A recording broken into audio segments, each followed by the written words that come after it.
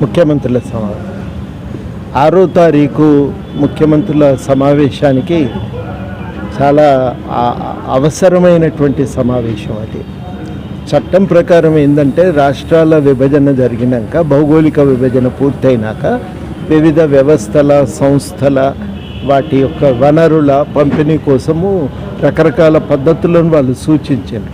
ఆ పద్ధతుల ప్రకారం ఈ విభజన అనేది జరగాల్సిందే, కానీ జరగలేదు.